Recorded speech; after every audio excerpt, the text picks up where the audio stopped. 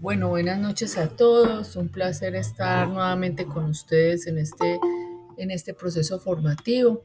Gracias por estar pues hasta ahora a las 6:30 para iniciar o seguir con el tema que hemos venido tratando.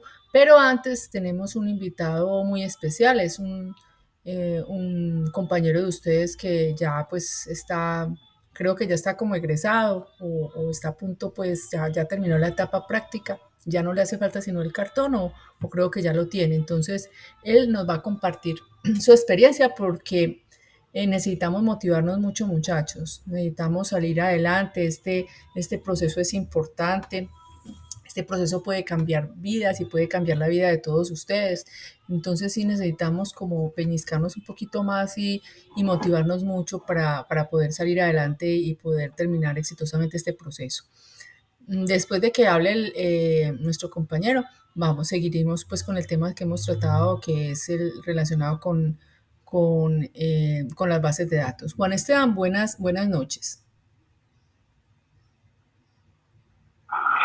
Buenas noches, profe, ¿me escucha ahí bien? Pues te escuchamos bien, pero a ver, vuelve a hablar nuevamente, es que estás como dentro de un, como con un eco. Profe, compañero, buenas noches. ¿Me escuchan ahí bien? Sí, bien pueda, sigue. Bueno, compañeros, yo estoy aquí para contarles un poco cómo fue mi proceso del SENA. Entonces, para empezar, yo no soy así de la ciudad, yo soy del campo. Yo empecé en el SENA en 2020, si no estoy mal, ¿cierto, profe? Entonces, Sí, exactamente, ahí está. Están apenas como como terminando, sí, sí, Juan Esteban. ah, bueno, yo empecé en el SENA en el 2020, empecé mi proceso en la tecnología que ustedes están empezando. Hice toda la etapa electiva con la profe Diana y al comienzo fue duro porque me tocó desde la finca, yo tenía una conexión de internet satelital y fue durito. Luego de eso obtuve el patrocinio por la empresa que es la donde estoy en este momento y me pude mudar a la zona urbana. Yo soy del municipio de Amal y ya ahí mejoró un poquito ya como para el tema de conexión y todo eso, para el internet, para hacer los trabajos y demás estudios que he hecho, porque yo además, la parte del estudio del SENA, estudiaba también en una plataforma que se llama Udemy. Ahí estudiaba diferentes cursos de programación referente al lenguaje que yo había escogido como para esta carrera. Desde el proceso del SENA, ese fue como mi comienzo. Luego de eso, cuando tuve el patrocinio, pues me mudé a la zona urbana y empecé a estudiar. Me pasaba el día y parte de la noche solamente estudiando, solo lo que era la etapa electiva del SENA y lo que les comenté que estudiaba para parte en Udemy. Después de eso terminé con mi etapa electiva y seguí con la etapa práctica en una empresa que se llama Internacional. Estuve los 6 meses de práctica ahí y cuando terminé, que hace poquito yo terminé la práctica el 3 de marzo de este año, pues me hicieron una evaluación como del desempeño que yo había tenido en el proyecto que fue asignado, porque yo cuando comencé la etapa práctica fue asignado a un proyecto para un cliente de Estados Unidos. Y cuando terminé eso, me hicieron como una pequeña evaluación de mi desempeño y ya me dieron pues un contrato a término indefinido. Y en el momento llevo que ya casi como un mes ya con contrato laboral. Consejos que les doy para esta carrera, ¿verdad? Esta es una carrera que demanda mucho tiempo y además tiene uno que estar estudiando prácticamente seguido. Por ejemplo, yo en estos momentos estoy todavía estudiando, aún sigo estudiando por aparte fuera de lo que aprendí con la profe Diana en la tecnología. Entonces, lo que yo les aconsejo, aparte de lo que estudian con la profe Diana, que es, o sea, son las bases principales, no se empiecen a estudiar lo que son cursos de GitHub, ¿qué más? Si ya tienen como claro el lenguaje de programación por el cual se van a decidir pues en el futuro próximo, empezar a hacer cursos básicos de ese lenguaje. Para eso hay muchas plataformas. Ahí está Platzi, Everteam, Udemy, que es la que yo utilizo, que me parece pues, muy buena. Inclusive en Facebook hay grupos donde publican cupones gratis de cursos. Si buscan esos grupos, ahí pueden conseguir cursos interesantes para hacer.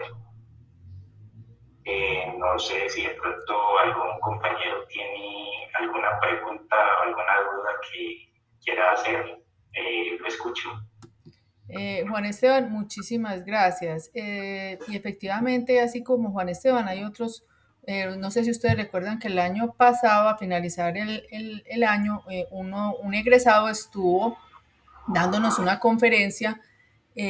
Precisamente el egresado pues es uno de los jefes, ¿cierto, Juan Esteban? De Juan Esteban, es Juan Esteban Angulo, y él incluso, pues, fue una experiencia muy bonita esa conferencia, y incluso, pues, estuvimos, pues, les entregamos como un formulario a ustedes para que lo llenaran quienes querían, pues, entrar a esa empresa como patrocinadores, pero entonces ellos eligieron pues a algunos de los que están acá. Entonces algunos de los que están acá precisamente están entonces trabajando están en esa empresa pues en la parte de patrocinio. Pero entonces, muchachos, ustedes ven todas las dificultades que tuvo Juan Esteban al principio, que trabajaba en una zona rural con muchos problemas de conexión, pero él pudo salir adelante. Entonces, invitamos a todos a que hagan lo mismo. Como él dice, es algo, pues es de mucho superación, es de mucho autoaprendizaje, es de mucha motivación, digo yo. Sí, esta es una carrera que pues, demanda alto tiempo y es una carrera que, como yo la veo hasta el momento en mi experiencia, es una carrera que uno nunca para de aprender, o sea, uno tiene que estar estudiando seguido para estar actualizándose para todas las actualizaciones que le van haciendo a las tecnologías que uno emplea y todo eso, o las nuevas que uno quiera aprender. Por ejemplo, yo en lo que llevo en el momento he aprendido, o sea, el fuerte mío es .NET, desarrollo con backend.NET. Y también he estado estudiando Flutter. Inclusive ya me tocó, pues en el proyecto de Sena, y la parte de todo lo que hice de frontend, lo hice en Flutter. Y ya me tocó hacer parte de otra aplicación también en Flutter. O sea, es como un continuo estudio para poder estar como actualizado a lo que demanda la carrera. Y además es un campo que tiene mucha demanda. Otra cosa que es fundamental y que yo les recomiendo que comiencen a estudiarlo de una vez es el inglés. El inglés es algo que, por ejemplo, yo sé muy poco inglés y ahora que me tocó con un cliente de Estados Unidos y me hizo bastante falta, me tocaba muchas veces aprenderme el estatus de lo que había hecho en el proyecto antes de entrar a la EILI, que es una reunión que se hace diario en los proyectos donde uno da como el estatus de lo que hizo el día anterior y de lo que va a hacer el día que está comenzando. Entonces, esos son como otras de las recomendaciones que les puedo dar.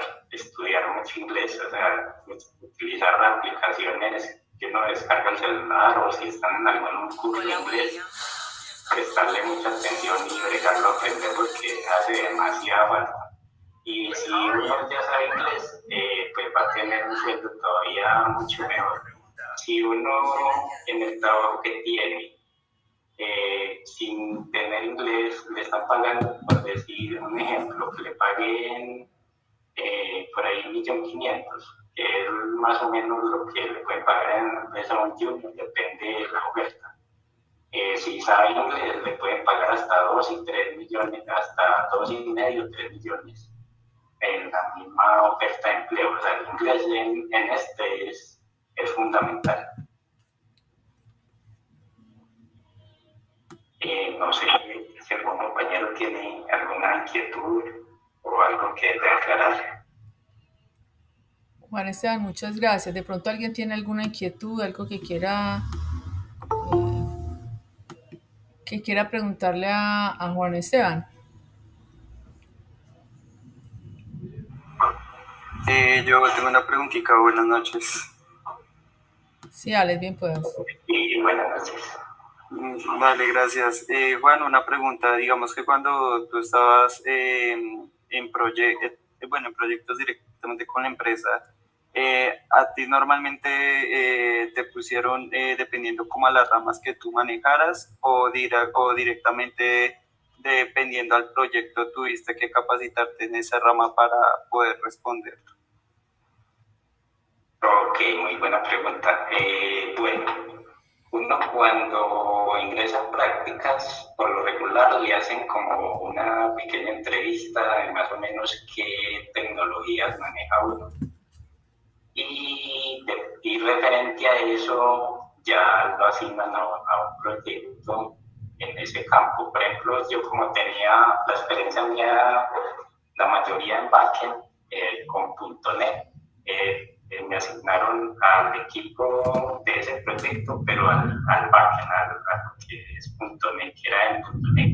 Ya lo que era el frontend, que era desarrollado con Flutter, que también tengo algo de conocimiento, pero más poquito, era otro equipo. O sea, el equipo en sí, el proyecto está dividido en dos partes, lo que es el frontend, que sería lo que es la UI, o sea, la vista, el desarrollo de las vistas y todo eso. Y el backend, que sería como la lógica de negocio y todo eso, lo que maneja la aplicación por debajo. En esa parte fue en la que yo trabajé, que era en .NET. Uno siempre, o ya si es en una tecnología que uno no sabe, sí toca como irse capacitando a la vez, pero, o sea, este tiempo en el que ustedes están es muy bueno porque ustedes pueden aprovechar y al paso que van estudiando la tecnología, que la van estudiando un lenguaje que les llame la atención, y eso es una ventaja muy grande cuando uno llega ya a las prácticas. Nosotros más adelante vamos a ver esa parte que está diciendo Juan Esteban del backend y del frontend. Vamos a mirar Angular y vamos a mirar también la parte de JavaScript y posiblemente también con .NET. ¿Cierto? Más adelante. Pero ustedes, sería bueno que ustedes también fueran mirando esa parte. Recuerden que antes de vacaciones también les estuvimos como indicando a ustedes que de pronto estudiaran un poquito de JavaScript, ¿se acuerdan? Que fuéramos estudiando JavaScript, que fuéramos estudiando también GitHub, ¿cierto? Por los laditos, que fueran estudiando toda esa parte.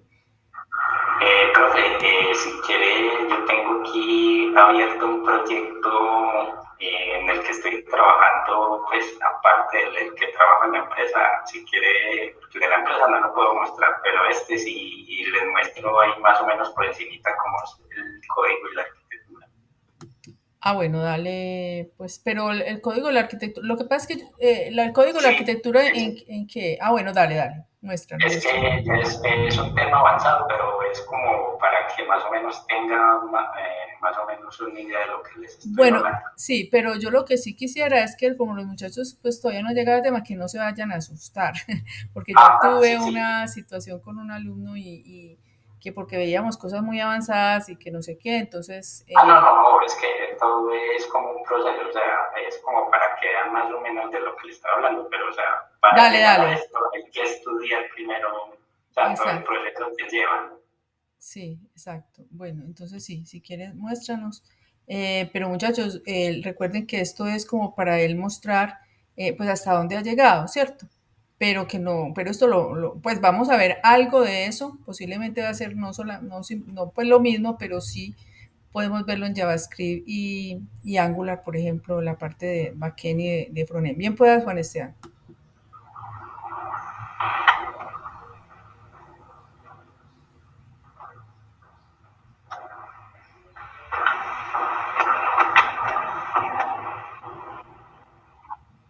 Bueno, pues ahí están viendo mi pantalla. Sí, sí, sí, ahí lo estamos viendo. Okay. Bueno, este es una herramienta que yo manejo a diario. Se llama Visual Studio. Este es para trabajar con tecnologías de Microsoft.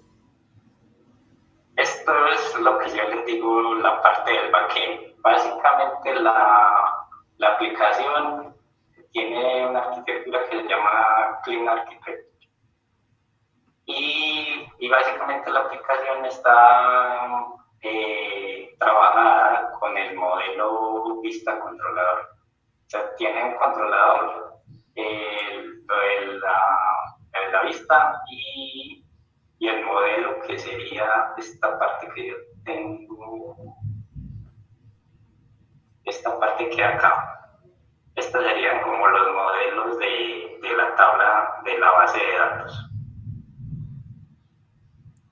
Este es lo que yo les estoy hablando. O sea, si yo me pongo a explicarlo esto paso por paso en el momento, yo los confundo. O sea, solo quería como mostrarles más o menos para que vieran de qué les estaba hablando. Y ya con el proceso que ustedes llevan con la profe, llegan a este punto. Ya ahí depende del idioma o sea, el lenguaje que escojan. Este es C# y .NET. Hay otros que se llama, hay uno que es Java, el de React que sería con Node.js, que se puede trabajar también el back, o ya Angular, que sería para la parte del front. Entonces, no sé si tanto algún compañero tiene alguna pregunta sobre esto, le interesa saber más o menos sobre esa o quiere que les explique un poco más ese código, ustedes me dicen. De pronto una preguntita, digamos que para aprender como tal un lenguaje de backend como .NET, como qué temas serían recomendables para poder iniciar en ese caso. Ok, lo primero que uno hace ahí para empezar a aprender o sea, todo lo de programación, lo primero que uno debe buscar es como cursos básicos como términos generales de programación orientada a objetos. Eso es como lo principal que uno primero debe aprender y luego ahí sí como inclinarse por el lenguaje que quiera aprender y si ya ahí sí empezar ya con un curso básico, si se decidió por .NET, un curso básico de .NET y eso. Y lo mismo para todos los lenguajes, así aplica para todos los lenguajes que uno quiera aprender. Sí, exacto. Muy importante empezar con la parte de programación orientada a objetos. O sea, nosotros aquí en este momento estamos viendo la parte de base de datos, pero de pronto ustedes paralelamente pueden empezar y la parte de programación orientada a objetos nosotros lo vamos a ver más adelante, ¿cierto? Lo que pasa es que no podemos ver las dos cosas al mismo tiempo, pero el que quiera puede ir adelantando. Sí, Juan Esteban, ¿qué ibas a decir? Lo que dice la profe es muy cierto, o sea, en lo que ustedes están es como, o sea, todo tiene como su ciclo, ya ustedes estudian lo que están en base de datos, ya cuando lleguen a programación orientada, pues ya tienen como una idea más clara de eso. O sea, todo tiene su ciclo para llegar como al nivel donde yo estoy en este momento. Exacto. Exacto. Entonces pueden estar como mirando cursos de programación orientada a objetos. Lo importante es conocer pues como los conceptos de esa parte, como les digo, más adelante lo vamos a ver, pero el que quiera pues como adelantar un poquito en eso, también lo puede hacer. Y de pronto, bueno, Esteban más adelante, ya cuando ellos tengan pues como más conocimiento de esto, de pronto te invitamos y ya nos explicas con mayor ahínco pues este tema, Sí, si te creo parece. sí, de pronto cuando ellos más adelante tengan más conocimientos y algo, bueno, me invitan a una sesión y hacemos, no sé, intentamos crear como una API sencillita, más sencillita que esta, porque es que esta tiene demasiadas cosas, tiene, o sea, tiene automapper, tiene algo que se llama el patrón repositorio, inyección de dependencias, son términos que de aquí en adelante ustedes van a escuchar mucho en todos lados. Entonces ya eso es algo avanzado, pero entonces si en una sesión se puede hacer una API sencillita y así comienza, bueno, por ejemplo, la primera API que yo hice, yo la veo en este momento y yo como hice este código de feo. O sea, uno mismo, ya al paso que va cogiendo como a nivel, de uno mismo ve el código que uno mismo hizo antes y yo por qué hice esto tan horrible ese día. Pero, o sea, el nivel, ya eso lo va dando como el nivel que va uno cogiendo. Por eso es importante seguir el proceso que se siguen dentro de la tecnología. Ah, Juan Esteban, muchísimas gracias. De verdad que muy, muy interesante lo que nos has expresado y bueno, ya estás invitado para que más adelante entonces nos expliques pues una API sencillita de las que ustedes utilizan en su trabajo, ya cuando los chicos ya estén como más aterrizados pues en todos estos temas. Sí, profe, no sé si pronto algún compañero tiene alguna otra pregunta o duda de cómo el proceso que llevan, que yo ya lo vi y de pronto les puedo dar como una luz ahí sobre eso. Gracias, Juan Esteban. De pronto alguien tiene alguna pregunta, alguien quiere preguntarle algo a Juan Esteban. Él acabó, hace poquito, pues hace muy poquito, terminó la etapa lectiva el año pasado, ¿cierto, Juan Esteban? Fue el año antepasado. Sí, No, pasado, el, pasado, el pasado. año pasado, el Sí, año sí, sí. pasado como en septiembre. En septiembre, sí. El Exacto. 3 de septiembre yo inicié lo de Etapa las práctica, prácticas. sí. Ah,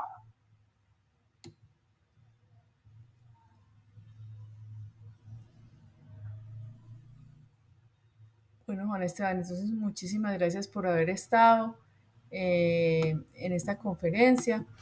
De verdad que es un tema que, pues como dices tú, es un tema que tiene mucho, o sea, hay muchas empresas que están necesitados de desarrolladores de software.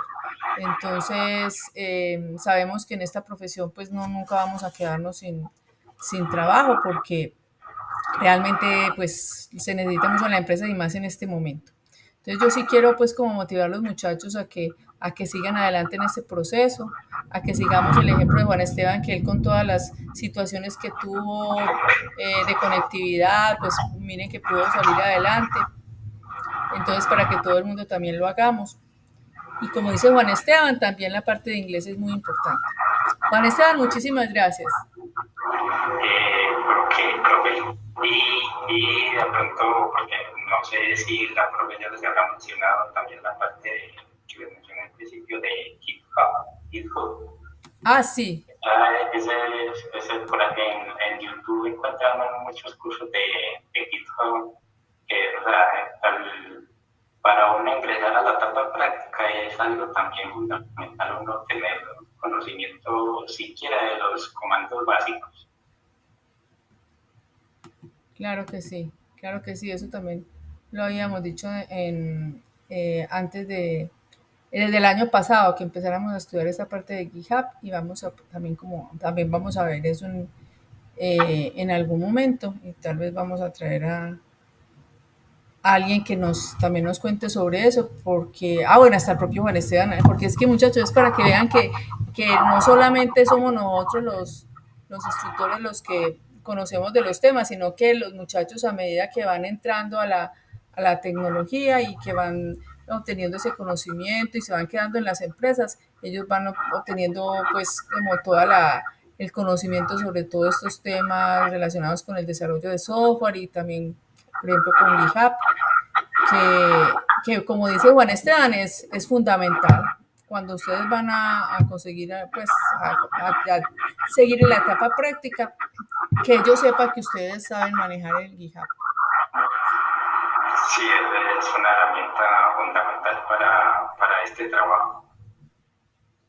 Bueno, Juan Esteban, entonces muchísimas gracias y más adelante entonces te volvemos a invitar. Ok, muchas gracias, profe, y gracias, compañeros, por escucharme y que tengan una feliz noche. Muchísimas gracias, Juan Esteban. Muchachos, de verdad. Muchas gracias. Gracias, Vanis. Excelente aporte. Ok, es con gusto. Profe, ahí, como por agregar lo que estaba hablando Juanes, realmente en este mundo de las tecnologías y, bueno, y como desarrolladores de software, cabe agregar que fuera de la aplicación, pues, digamos, del GitHub como tal, pues, como administrador de repositorios y demás, también muy importante lo que él está hablando de por lo menos, pues, para los que son gomosos y les gusta ir adelante, todo lo que son las metodologías ágiles de trabajo, todo lo que tiene que ver con los principios SOLID, los patrones de diseño, los patrones de arquitectura. Por ejemplo, mire que ahí nos estaba hablando acerca del PP, pues que era la arquitectura que estaba trabajando en el proyecto. Entonces son cosas básicas que cuando se va a empezar en la etapa, digamos, electiva ya pues como practicantes, si llega ya uno con esas bases, con esos conocimientos previos, se le va a hacer primero más fácil entender todo y segundo, pues va a estar por delante de muchos otros, digamos, practicantes a la hora de iniciar. Entonces también es como muy importante tener como todo lo que son los conceptos claros, programación orientada a objetos, todo lo que tiene que ver pues, con la inyección de dependencias, test unitarios, UI test, y así por el estilo. Eso, digamos que por lo menos tenerlo como concepto es un avance muy importante para cuando vayan a entrar a cualquier empresa. Exactamente, sí, que conozcamos, por ejemplo, sobre el modelo vista controlador, al menos conocer de qué se trata, sobre GitHub y lo que ahorita decíamos también sobre la parte de programación orientada a objetos. Es decir, todo eso, por eso les decimos que es importante que a medida que aunque nosotros estamos viendo aquí la parte de base de datos, muy importante es que ustedes también vayan mirando, por ejemplo, la parte de programación orientada a objetos, mirándolo cómo es, por ejemplo, en JavaScript, o sea, en cualquier lenguaje. Habíamos dicho desde que se terminó el año pasado que fuéramos como estudiando la parte de JavaScript así general, para que fuéramos como mirando un poquito esos conceptos, aunque también los vamos a ver un poquito más adelante, ¿cierto?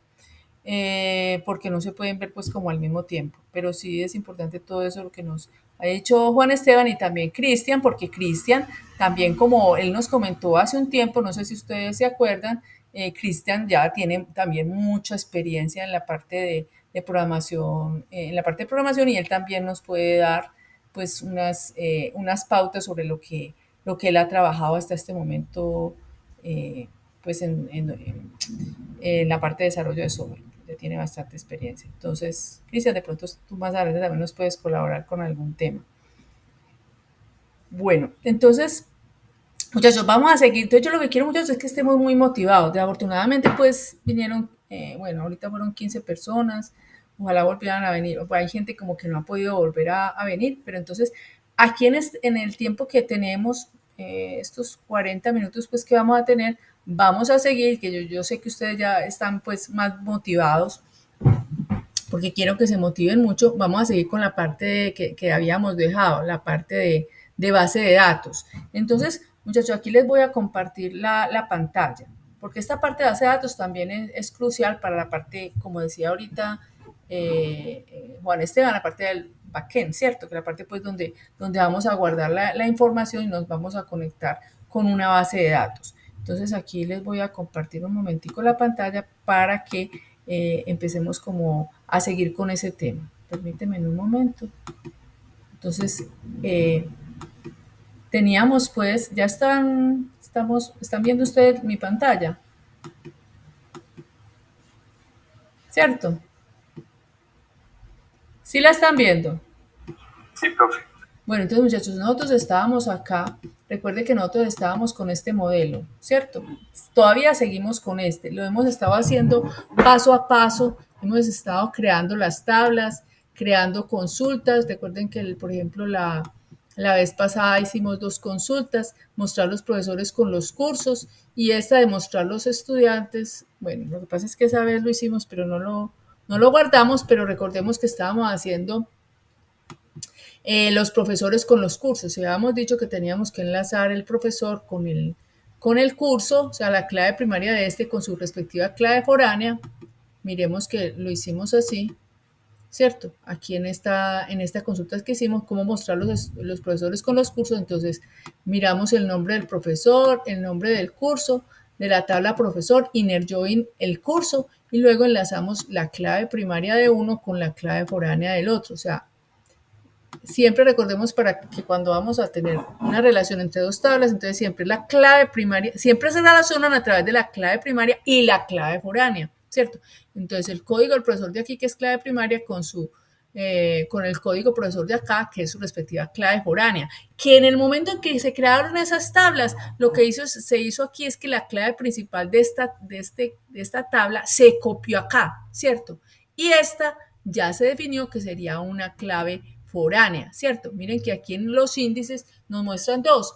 La clave primaria y la clave foránea son índices. ¿Por qué son índices? Los índices nos permiten buscar rápidamente en una tabla, ¿cierto? Entonces la clave primaria siempre va a ser un índice, ¿cierto? Por eso la clave primaria tiene que ser muy pequeña, ¿cierto? Para poder que nos permita hacer búsqueda rápida. Y las claves foráneas siempre van a ser índices. ¿Por qué? Porque cuando yo uso una clave foránea es porque esta me va a permitir relacionarme con otra tabla. Entonces, por ejemplo, acá nosotros podemos observar bien, podemos observar que cuando nosotros hacemos acá esta consulta de mostrar los profesores con los cursos, nosotros decimos profesor inner join curso, este on es como si fuera una condición. Entonces aquí estamos enlazando la clave primaria del profesor con su respectiva clave foránea, ¿cierto? Entonces, por eso esta también es un índice, ¿cierto? Porque yo voy a hacer búsquedas por él cuando yo lo voy a relacionar con el profesor, ¿cierto? Entonces, miren que por eso fue que se hizo así de esta manera. Cuando yo ejecuto esta consulta, él me va a mostrar, cuando la ejecuto acá, él me va a mostrar por cada profesor sus respectivos cursos. El nombre del profesor está en la tabla de profesor y el nombre del curso está en la tabla curso. Lo mismo cuando nosotros vamos a mostrar por cada profesor los cursos que tenemos, ¿cierto? Entonces, esa consulta también la habíamos hecho acá y habíamos dicho que teníamos que enlazar la tabla estudiante y curso, ¿cierto? Muchachos, ¿me recuerdan? ¿Cómo fue que lo hicimos? ¿Quién se acuerda cómo fue que hicimos esta consulta? ¿Qué enlazábamos acá? Creo que se enlazaba primero la tabla cursos con la tabla estudiante cursos y para atravesarla y llegar a la otra tabla se hacía el mismo enlace, pero esta vez no con la tabla cursos sino con la de estudiantes. O sea, el punto es que cada tabla se enlazaba como con esa tabla intermedia. Exacto, sí. El código del curso aquí con este respectivo código de curso y este código de estudiante con su respectivo código de estudiante, ¿cierto?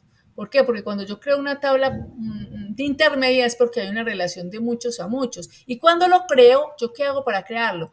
Copio la clave principal para crearlo, porque recuerden que son 2 cosas. Una cosa es crearlas, los objetos, y otra cosa es mostrar los datos, ¿cierto? Entonces, al crearlo, yo copié este código de acá del curso, lo copié acá, y este código de estudiante lo copié acá y lo convertí en la clave, porque la tabla intermedia por lo general tiene una clave compuesta, ¿cierto? En este caso, la clave está compuesta por 2 campos y al mismo tiempo son clave foránea. Y al mismo tiempo, pues aquí nosotros vemos que, bueno, aquí no está muy bien definido, pero aquí el índice es la unión de estos dos campos. Entonces aquí nosotros lo podemos observar. Espérenme un momentico, aquí dice estudiante, nombre estudiante con el nombre del curso. Estamos enlazando estudiante con estudiante por curso a través de que la clave primaria de este con su respectiva clave primaria, o sea, código estudiante con el código estudiante de acá, ¿cierto? Perdón, aquí. Código estudiante de la tabla estudiante con el código estudiante de estudiante por curso, InnerJoin curso. Entonces aquí como lo tenemos, código estudiante, código curso de la tabla curso con el código curso de la tabla estudiante por curso, ¿cierto?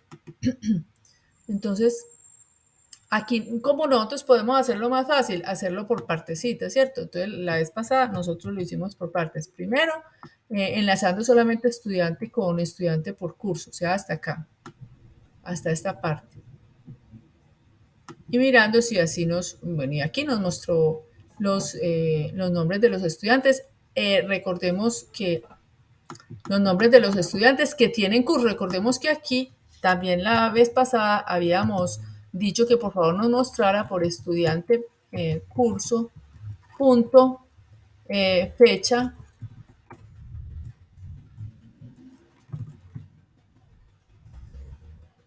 Aquí me mostró el nombre del estudiante y la fecha en que inició pues un determinado curso, ¿cierto? Miren que él acá me lo mostró. Esta persona empezó el curso en esta fecha, esta en esta otra fecha, esta en otra fecha y esta en otra fecha, ¿cierto? Pero no me mostró el nombre del curso, porque para poderme mostrar el nombre del curso, pues yo tengo, miren, o sea que ya me está mostrando el estudiante y el curso están enlazando solamente estas dos tablas, pero para ya saber el nombre del curso tengo que enlazarlo con la tabla curso. O sea que tengo que hacer un inner join con el curso y tengo que enlazarlo a través de sus clave primaria, o sea, code curso de acá, con el code curso de acá, ¿cierto? O sea, yo tengo que seguir como este caminito. Entonces aquí ya yo le digo inner join curso on curso.código de curso es igual a estudiante por curso.código del curso. Entonces ya al enlazarlo, bueno, y nos debe mostrar acá, además de la fecha de inicio, pues para poder observar que sí no lo hizo, no, se me fue. No. El nombre del curso, ¿cierto? O sea, por cada estudiante, el nombre del curso. Entonces aquí, y por ahí derecho nos está mostrando la fecha, aquí nos está mostrando el nombre del estudiante, la fecha en que inició el curso y el nombre de ese curso, ¿cierto? Entonces íbamos pues como hasta ahí. Hoy vamos a mirar algunas otras consultas que son consultas que me van a permitir pues como estas consultas son de selección, pero también hay unas consultas que son muy importantes y hay de muchas pues que son las consultas que me permiten como modificar algo en la base de datos. ¿Cuáles son esas consultas? Las consultas son, hay una que es la de inserción, esa ya la hemos visto, ¿cierto? La de inserción fue la que vimos en clases pasadas.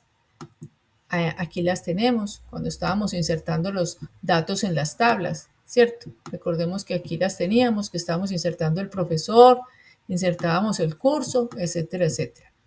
Entonces esas son las que me permiten modificar los datos en una base de datos, ¿cierto? Aquí nosotros ustedes aquí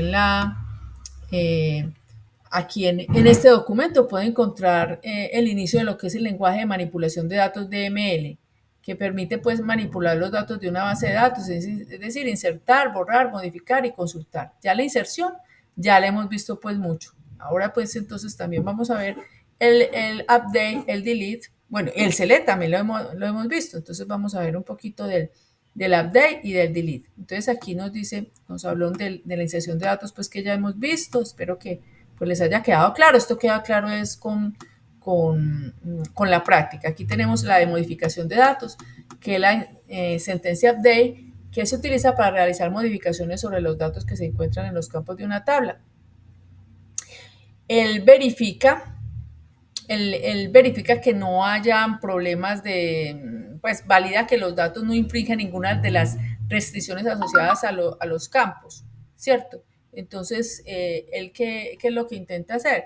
intenta que él efectivamente pueda hacer una actualización en la tabla sin que haya problemas en las restricciones de las tablas. Ahorita vamos a ver eso.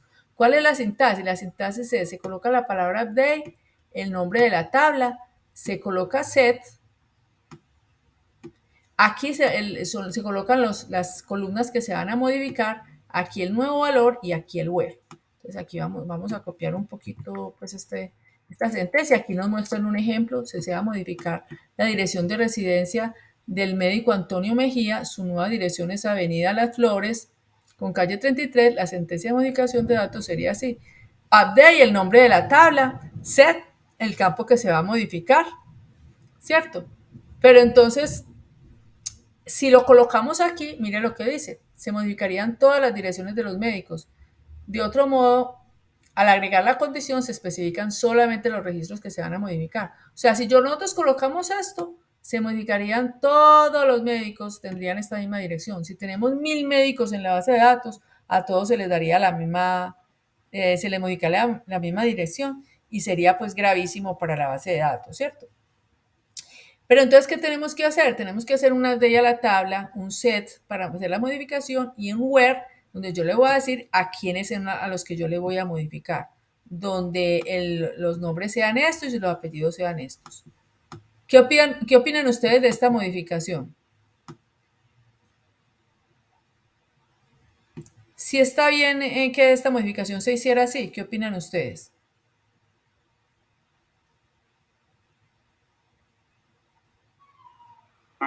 Sí, profe, yo creería que sí, puesto que con Update estamos señalando exactamente la tabla a modificarse. Con set en este caso estamos indicando que se debe cambiar y con where la condición de lo que se debe cambiar. Si no se cumple esa condición, pues Sí. no se modificaría la información solicitada. Muy bien. Solamente esto tiene un pequeño detalle y es que en el where aquí le estamos colocando que donde los nombres es Antonio y apellido sea esto. Pero ustedes saben cuántos Antonios y cuántos Mejías hay. Muchos. Pues muchos, pueden haber muchos Antonios que llamen Antonio Mejía, ¿cierto? Entonces, ese where, pues aquí lo colocan como un ejemplo, pero realmente, mejor dicho, sería gravísimo pues para la base de datos modificar. ¿Qué está haciendo él acá? Está modificando la dirección, pero de todos los Antonios Mejías, y pueden haber muchos. Entonces, en el where, ¿qué deberíamos de nosotros de colocar siempre, por lo general, pues en un update como condición? Para que solamente se modifique realmente el que es. ¿Qué creen ustedes? El ID. El ID, o sea, la clave principal, porque la clave principal no se repite, ¿cierto? Entonces, por ejemplo, puede ser la cédula, pero por lo general es la clave principal, porque por la clave principal es que va a ser, vamos a estar nosotros seguros que va a ser única, ¿cierto? Y que no va a haber, y va a ser, el where permite, recuerden que con el where se hacen búsquedas más rápidamente, ¿cierto? Entonces, lo mejor es en el where, cuando voy a hacer un update o un delete, que ahorita vamos a ver también el delete, pues usar la clave principal. Vamos a mirar aquí un ejemplo. Esperen un momentico, yo veo, aquí está. Bueno, entonces vamos a ver aquí el ejemplo. Vamos a modificar, vamos a colocar aquí nosotros, por ejemplo, vamos a decir, por ejemplo, en la tabla estudiante. A ver, ¿dónde está la tabla estudiante? Ah, bueno, estudiante. Entonces vamos a decirle modificar el nombre de un solo estudiante, ¿cierto? Entonces vamos a hacer un select para ver qué datos hay en la tabla estudiantes. Select asterisco from estudiante. Vamos a mirar a ver qué hay acá. Y vemos que aquí hay pues 4 estudiantes. Vamos a modificar el nombre, por ejemplo, de quién quieren ustedes modificar el nombre o el apellido. Por ejemplo, aquí de Carlos José. Digámosles que se va a llamar, que se hubo una equivocación, realmente la persona se llama solamente Carlos, supongamos, ¿cierto? Entonces vamos a hacer esa modificación. Vamos a colocar aquí la instrucción Entonces, ¿qué tiene la instrucción? Un update y luego aquí el nombre de la tabla. Entonces ya sabemos, bueno, también tenemos que saber que vamos a posicionarnos en esta, bueno, estamos en la tabla curso 1. Yo veo, bueno, sí, curso 1, listo. Entonces vamos a colocar aquí el nombre de la tabla. La tabla se llama estudiante. Vamos a colocar aquí el set. En el set, ya sabemos, fijémonos bien cuáles son los campitos del estudiante. En el set vamos a modificar el nombre. Entonces vamos a colocar el nombre de la columna. Digámosle que la columna se llama nom estudiante. Vamos a colocar el nuevo valor. Vamos a decirle. Tengo un problema aquí con él. Yo busco aquí la tilde.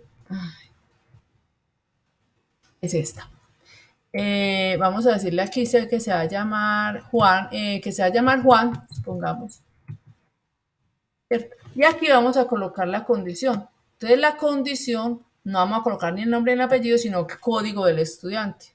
Vamos a decirle que donde el código estudiante sea igual a 2. O sea que ahí no me va a modificar ni a María, ni a Jonathan, ni a Carlos, sino solamente a Carlos. O sea, también habíamos podido usar el documento de identificación, ¿cierto? Pero para que sea más rápido, es mejor usar la clave principal.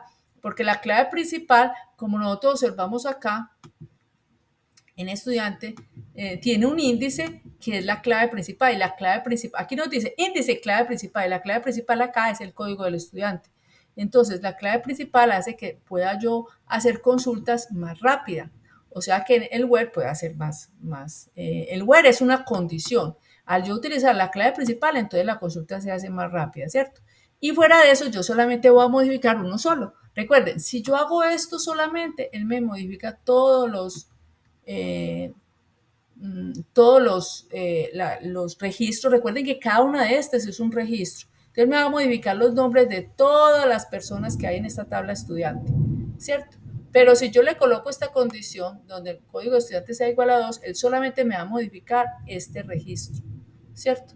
Entonces vamos a hacerlo.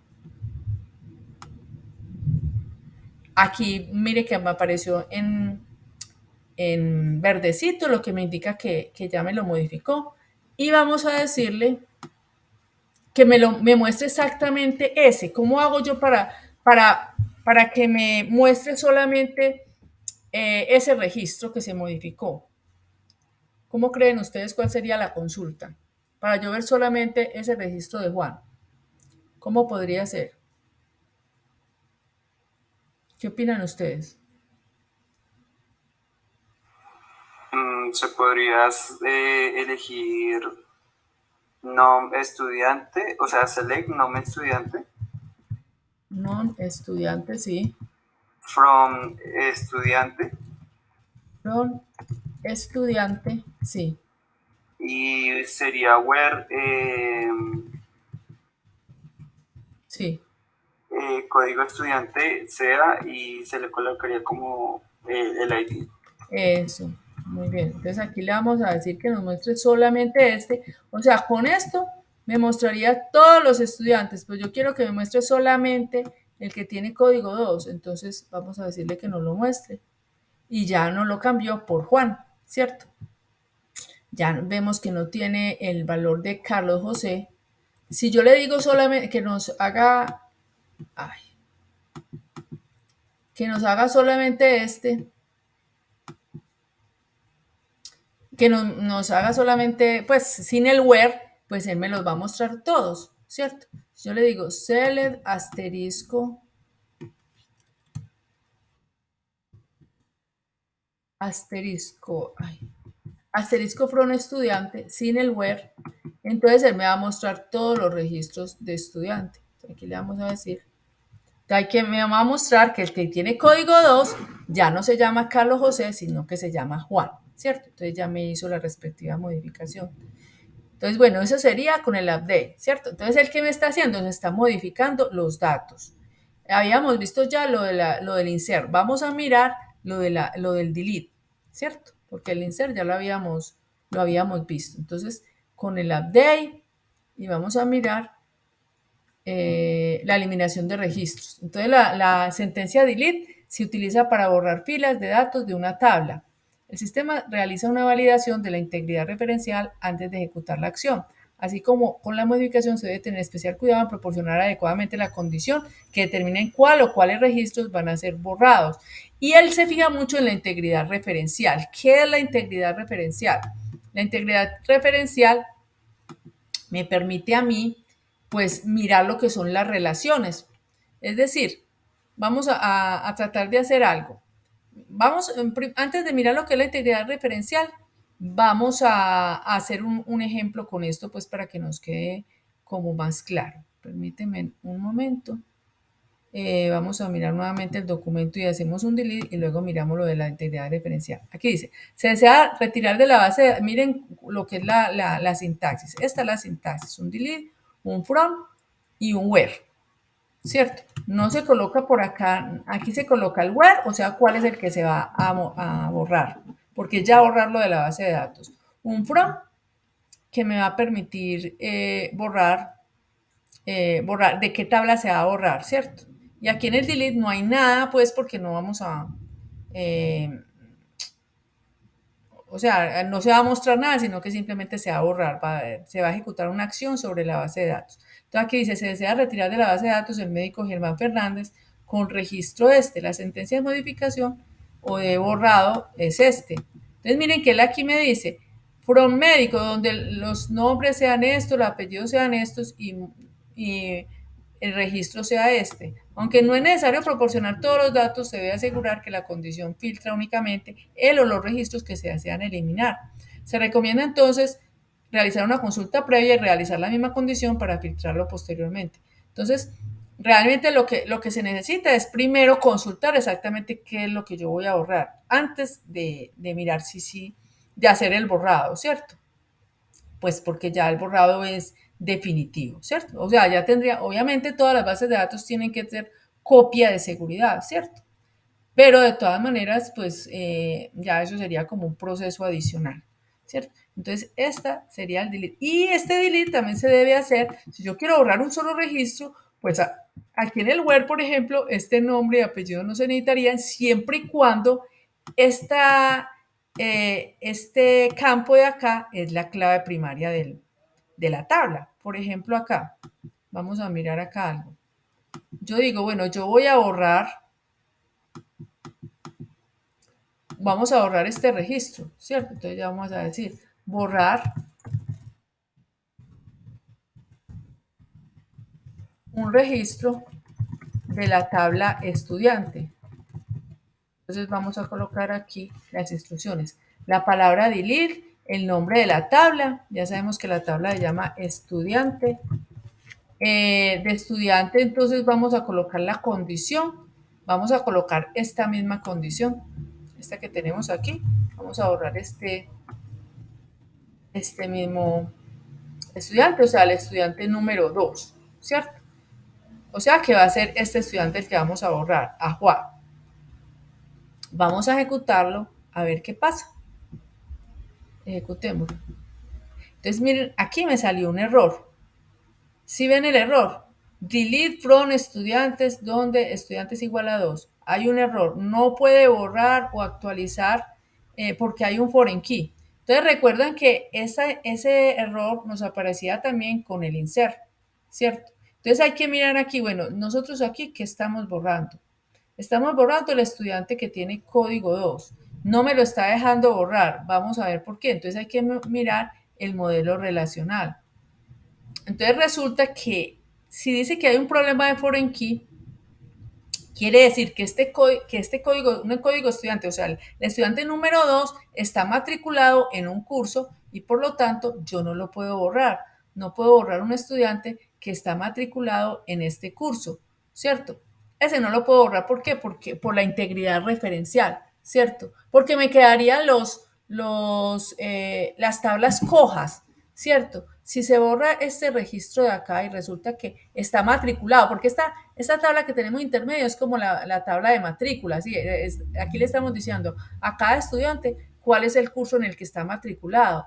Entonces yo no puedo borrar aquí este estudiante porque si después yo hago una consulta de estudiantes con curso para saber, por ejemplo, los estudiantes que tienen curso, pues ese estudiante no va a tener nombre, ¿cierto? Va a estar aquí en esta tabla, pero no va a tener un nombre porque ya se habrá borrado de acá. Entonces, lo que hace estas relaciones es precisamente preservar la integridad referencial, ¿cierto? Entonces, ¿ustedes creen que qué se debe hacer si yo necesito borrar este estudiante de esta tabla? Sí me dices entender aquí en la situación en que estamos, porque no se pudo borrar este estudiante. ¿Sí se entendió?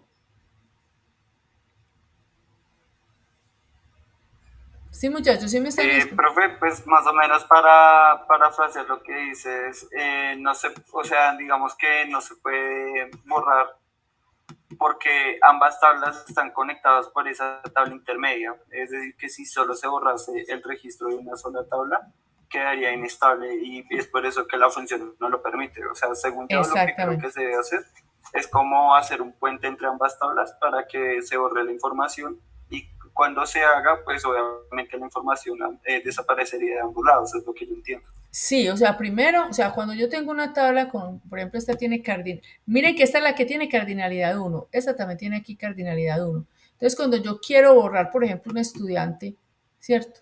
Primero tengo que quitarlo, o sea, ya no puede estar matriculado. Ah, es que resulta que este estudiante se retiró de este curso, ya no está en el curso. Ah, no, pues que o sea, ya no queremos que este estudiante ya no lo necesitamos en la academia o en la parte pues donde está, porque es que ya se retiró. Ah, entonces lo tengo primero que retirar de la matrícula, o sea, lo tengo que retirar primero de la tabla estudiante por curso, o sea, lo tengo que quitar de acá, para después quitarlo ya de la tabla estudiante. O sea, en términos técnicos, siempre de la que tiene cardinalidad muchos y después de la que tiene cardinalidad uno. Primero lo tengo que borrar de aquí, estudiante por curso y luego lo tengo que quitar de acá de estudiante. Entonces, siempre por regla general, la integridad referencial, siempre tenemos que borrar, cuando estamos haciendo el delete, siempre tenemos que borrar de la tabla que tiene cardinalidad muchos y después de la que tiene cardinalidad uno, ¿cierto? O sea que lo que yo tengo que hacer acá es, primero que todo, si quiero hacer ese borrado, si quiero pues quitar a ese estudiante porque ya no hace parte de mi academia y yo no quiero dejar ningún rastro de él ni nada, entonces yo tengo que hacer un delete sobre la tabla estudiante por curso, ¿cierto? No, perdón, delete es solito, ¿cierto? Delete from estudiante por curso, ¿cierto? Donde, y tengo que colocar este where. Primero lo tengo que borrar de la que tiene cardinalidad muchos y después de la que tengo cardinalidad 1. Entonces, ejecutamos acá, se llama estudiante por curso.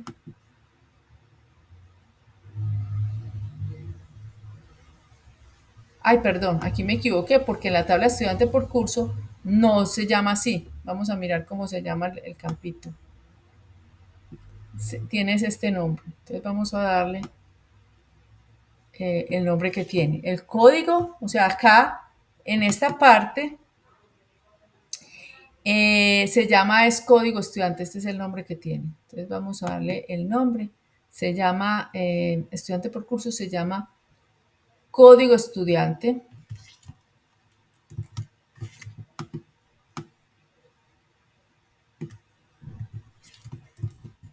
Code estudiante curso, donde sea igual a 2.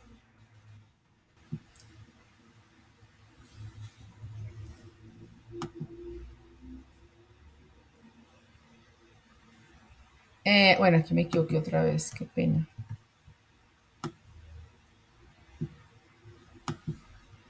Bueno, aquí me borró ya de la tabla estudiante por curso. O sea, ya me lo quitó la matrícula, ya no está matriculado el estudiante. O sea, que ya me lo borró de la tabla que tiene cardinalidad muchos. Ya lo puedo borrar aquí de la tabla que tiene cardinalidad 1. Entonces, vamos a hacerlo. Ya me lo borró de este, ahora me lo va a borrar de estudiante. Ya me lo borró, ya me lo dejó borrar, ¿cierto? Antes no me lo dejaba borrar por la integridad referencial, ya me lo dejó borrar. Entonces ya yo sí le digo, bueno, muéstreme todos los estudiantes, todos los datos del estudiante, ya no me va a aparecer ese. Va a decir, se le asterisco por un estudiante. Empezar a ejecutarlo. Entonces ya mire que va a aparecer el 1, el 3 y el 4, pero el 2 ya no me aparece, ya lo pudo hacer, ¿cierto? Entonces esa partecita es la que les quería mostrar hoy. Y les quería mostrar otra cuestión. Les voy a mostrar aquí el cronograma de actividades y a decirles que lo que necesitamos hacer es esta evidencia para el proyecto que ustedes están haciendo, que se llama Lenguaje Estructurado de Consultas SQL, ¿cierto? Entonces, ¿ustedes por dónde van a poder mirar esa evidencia? Lo que tienen que entregar. Entonces, vamos a mirar por acá. Bueno, está por aquí en todos los grupos. Bueno, en este momento no he iniciado sesión. Les voy a mostrar aquí rápidamente por dónde lo pueden acceder para que ustedes vean qué es lo que tienen que hacer ustedes para que lo empiecen a hacer y ojalá para la otra semana ya tengan algo ya hecha. Aula interactiva. Bueno. Entonces ustedes se van por acá, por contenido del curso, por proyecto, se van por desarrollo, actividad de proyecto 6.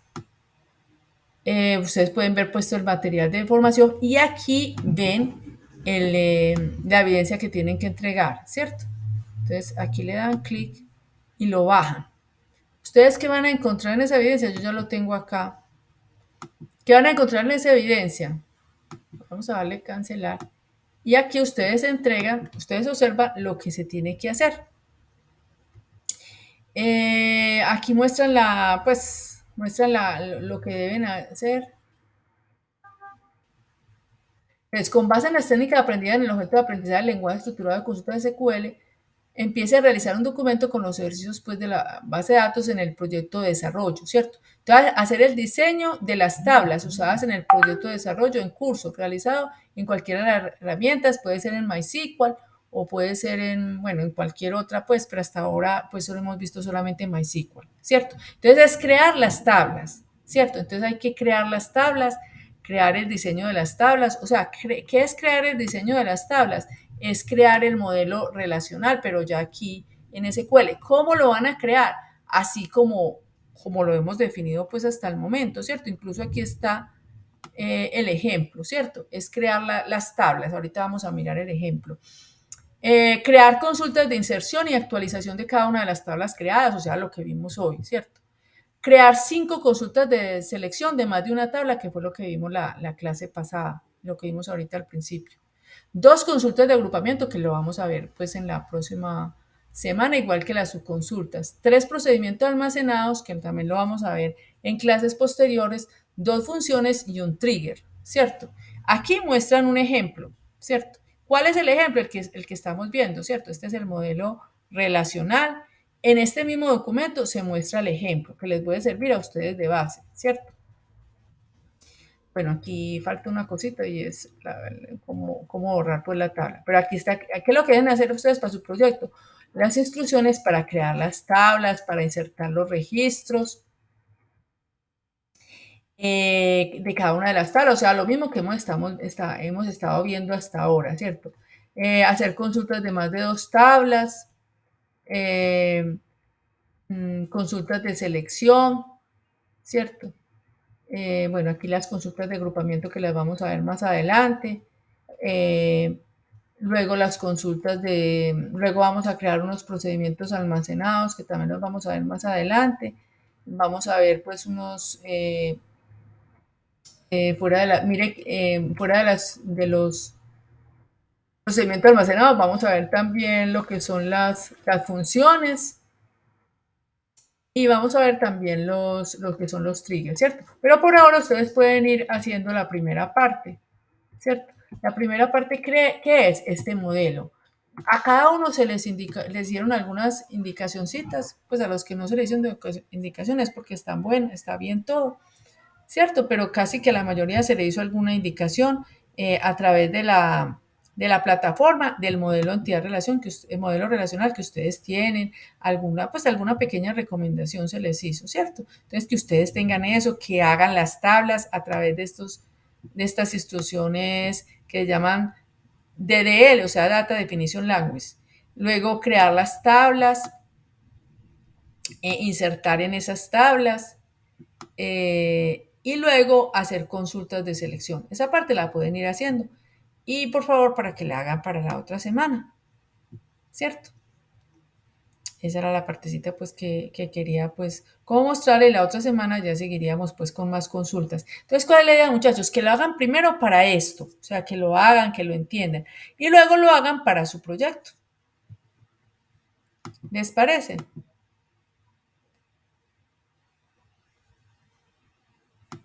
Sí, profe. Bueno, Alex, muchas gracias. Bueno, ¿qué dudas tienen, muchachos? Gracias, Tania.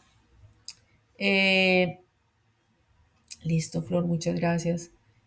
Aquí hay, pues todos ustedes son pues muy juiciosos, siempre están viniendo a las conferencias, entonces yo sé que con ustedes pues no va a haber problema. Hay algunos que están volviendo, qué bueno que está por aquí Andrés, Cristian, bueno, Flor siempre viene, Juan, Fernando, qué bueno que esté, Karen también ha venido, Leonardo, o sea, hay varios, Helio también ha venido varias veces, Norita, qué bueno que estás por acá.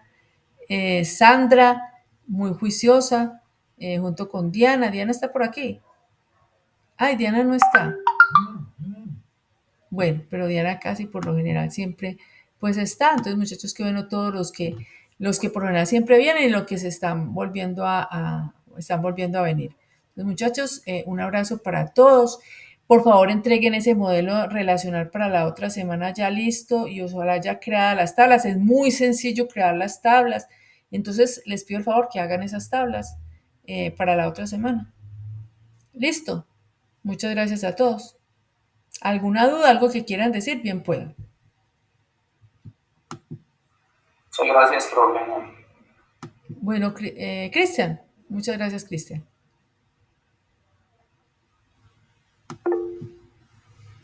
Listo, Sandra, muchas gracias a ti.